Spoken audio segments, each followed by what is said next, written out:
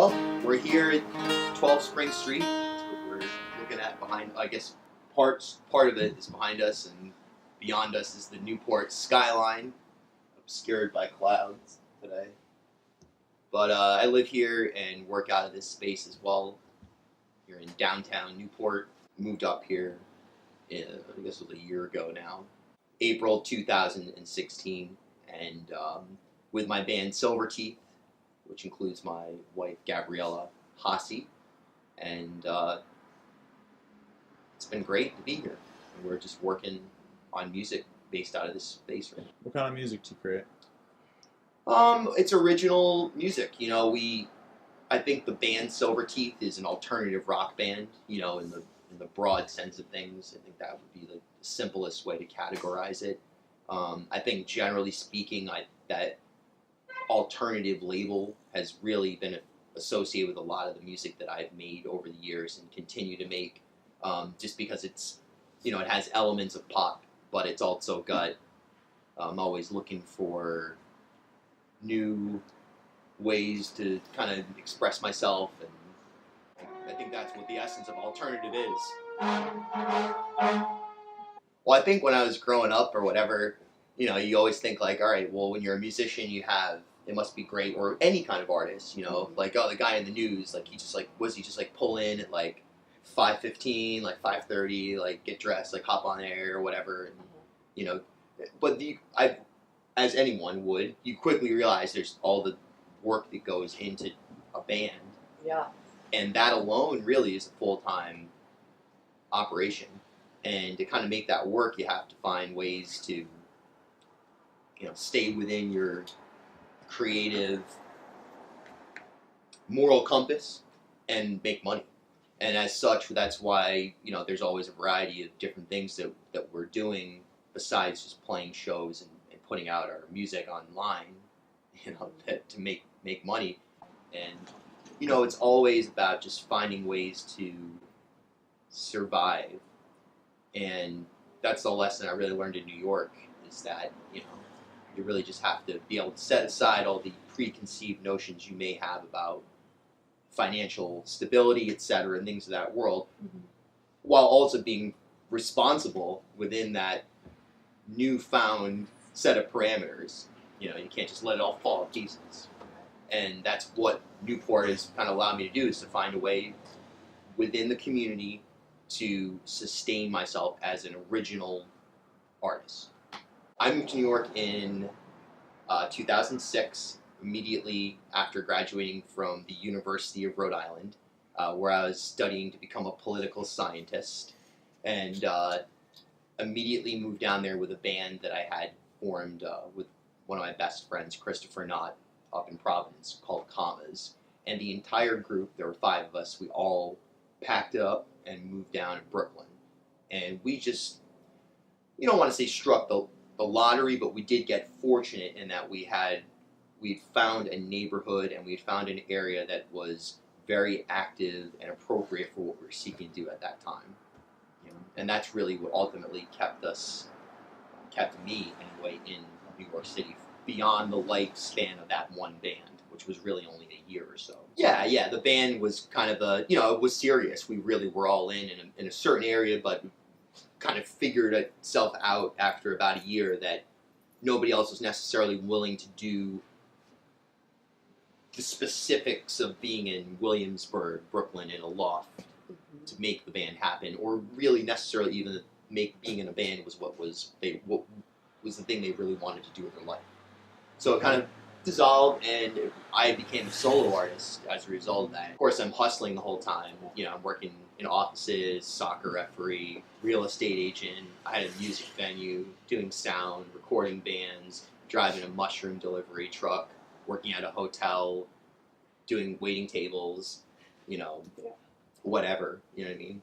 I was like, what? A mushroom delivery truck? Yeah, not like drug related. No, I know. Just like organic mushrooms. I'd pick up, this truck would come in, this guy would come in from Pennsylvania at like 5 o'clock in the morning, and I would meet him and then drive his cargo van around the city on a route to deliver these, farm to table mushrooms or whatever, and then they pay like $15 an hour cash.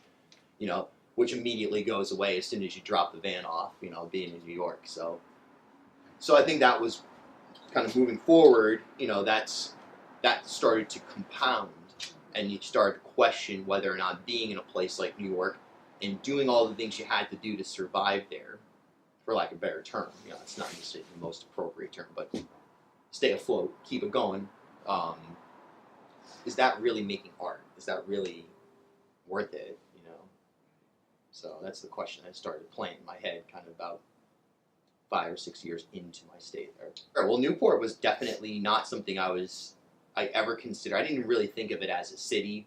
I sort of thought of it as a tourist kind of spot, or, growing up in South County, I had plenty of beaches, plenty of wilderness, plenty of things going on or whatever. I came here to do stuff, but never really. It was always Providence, Boston, New York. The New York energy in Newport, and that's something that I care about a lot, and I feel like I learned a lot in New York about just the day-to-day operation of some successful artists, just by developing friendships and mentorships down there, through a variety of different people. There's really like 3 or 4 people that I would consider, my model that I learned in New York for how to pull it off, with that diversity of income streams and just absolute dedication to the craft, and then also absolute dedication to the business side of things. And I like to think that without saying it, I'm rubbing off a little bit on other people around here, just because it makes me more excited when I see my friends getting excited about booking a big show or making a deal happen of some kind, because there is that business side of it that drives what you do and allows you to be able to not have to go work a shit job for 40 hours a week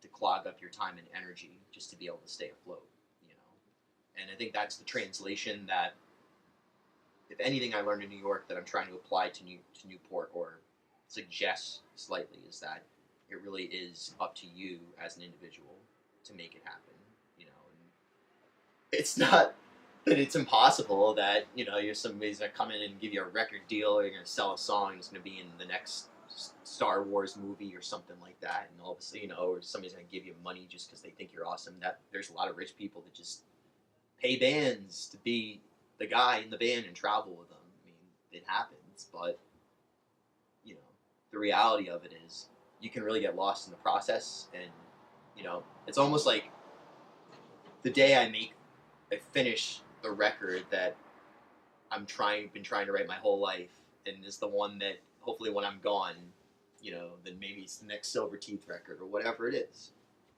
The day that record's done and it's in the book, I mean, that'll be like one of the worst moments of my life, because this process is so,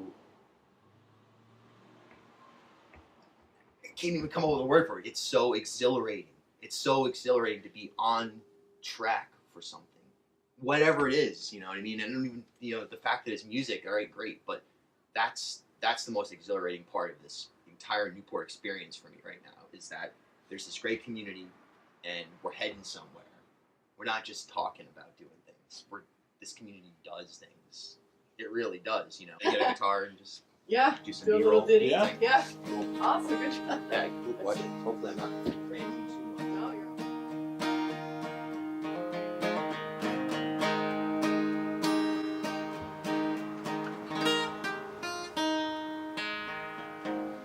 And what I hoped it would be was free, served on a wicked note. I never dropped it off so long, like shadows in the garden, waiting for your words in each and every heart,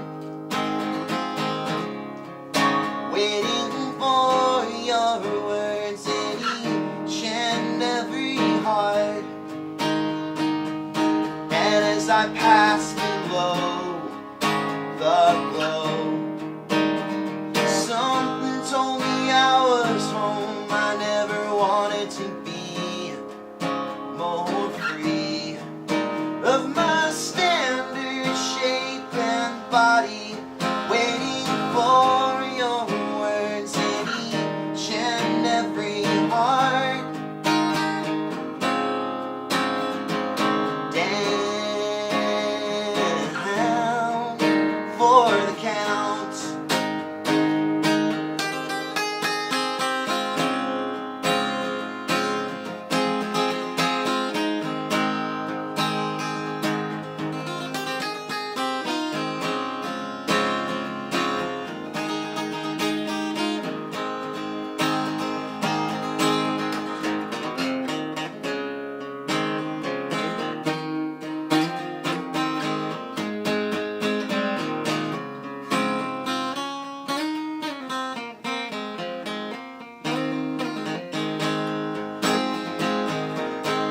and if my timing with you